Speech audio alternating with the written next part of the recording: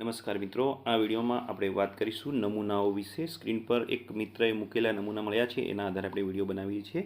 એમાં જે બતાવ્યું છે એ વિઝિટ શીટ છે, જે બૂથની અંદર જે કોઈ મુલાકાતી આવે એના માટે। આ પછી આ જે પત્રક આપણે બતાવી રહ્યા છીએ 32 નંબરનું, એ પુરાવા માટેનું છે કે એપિક દ્વારા કેટલાએ કર્યું અને બાકીના અન્ય પુરાવા દ્વારા કેટલાએ મતદાન કર્યું। એ આખું પત્રક, એમાં એપિકવાળા 550 અને બાકીના બધા થઈને ટોટલ થઈને 651નું મતદાન થઈ જાય છે। આ રીતે આપણે આ પત્રક નિભાવવાનું છે। ત્યાર પછીનું જે પત્રક છે એ તમે સ્ક્રીન પર જોઈ શકો છો।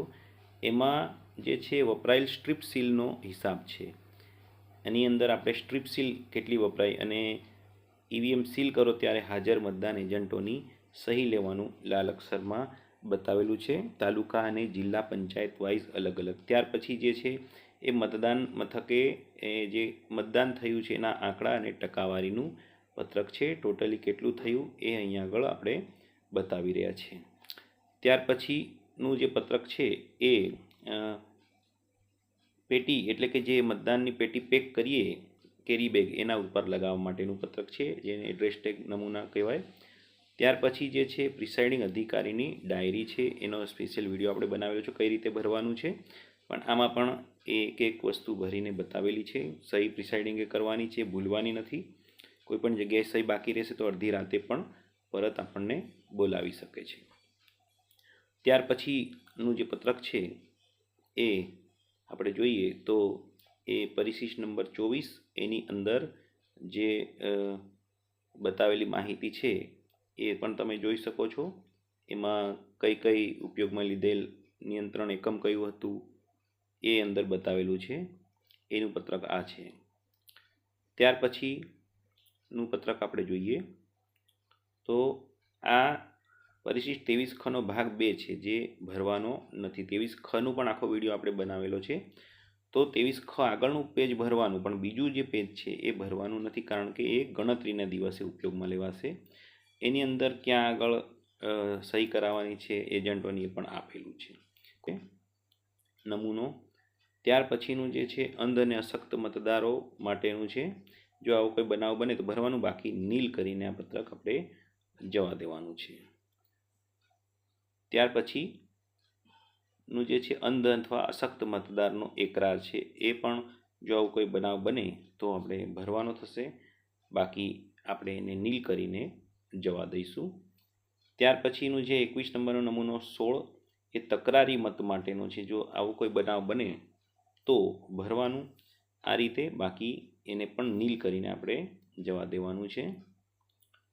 ત્યાર પછીનું છે પરિશિષ્ટ નંબર 19, નમૂના નંબર 4।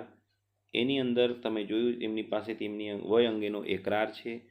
એવું લાગે કે એની ઉંમર ઓછી છે તો પછી વય અંગેનો એકરાર લઈ અને આ રીતનું ફોર્મ ભરવું પડે। જો આવો કોઈ બનાવ ન બને તો નીલ કરીને આપણે જવા દઈશું।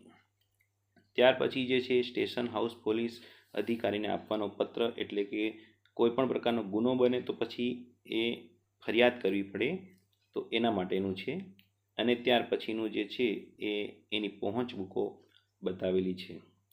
તો એ આ રીતે તકરારી મતનો કિસ્સો બને તો વાંધો ઉઠાવનારને આ પહોંચ આપવાની છે, એની બાબતનું છે, એ તમે જોઈ શકો છો। ત્યાર પછી આગળનું જે પત્રક છે એ ઈવીએમને સીલ કરીએ ત્યારે અહીં આપણે નોંધવાનું છે। એની અંદર મતદાન પૂરું થયા પછી મતદાન યંત્રના નિયંત્રણ એકમને મતદાન એકમની પેટીઓ સાથે સીલ લગાવ્યું છે। હાજર મતદાર એજન્ટોની સહીઓ અહીંયા લેવાની ને જેટલા ઉમેદવારનું હોય એ પણ અહીંયા લખવાનું છે। ત્યાર પછી જે છે મતદાનના અંતનો એકરાર, એટલે મતદાન પૂર્ણ થાય ત્યારે નિયમ 54(દ) અન્વયે જે કંઈ પ્રોસેસ છે એ આપણે અહીંયા લખવાની ને એજન્ટોની સહી લેવાની। એમને જે કંઈ તે 23 ખનું પત્રક આપ્યું એના માટેનું આ સહી છે। ત્યાર પછી વીજાણુ મતદાન યંત્રે ચૂંટણી થાય ત્યારે ઉપયોગમાં લેવાનો નમૂનો નંબર 1, એની અંદર એમાં પણ સવારે જે સીલિંગ કરીએ છીએ મોકપોલ પછી એની એજન્ટોની સહી લેવાની છે, અને ઈવીએમ બગડે ત્યારે પેલું બીજું પત્રક ભરવાનું છે। ત્યાર પછી પેપર સીલનો હિસાબ છે, એ અહીંયા આગળ બતાવેલો છે, જે વપરાય હોય તે લખવાની।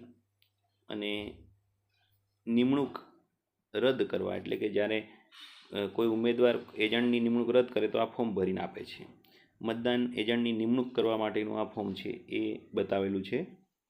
ત્યાર પછી પરિશિષ્ટ નંબર 10 છે, એની અંદર મત આપવા માટે દર્શાવતી નોટિસ બહાર લગાવવાની અને આ જે પહેલું પત્રક છે એ આગલા દિવસે તમામ બાબતો ટીક કરી હા કે ના કે બધી બાબતો આ ભરીને આપશો એટલે આના આધારે તમારું આખી ચૂંટણી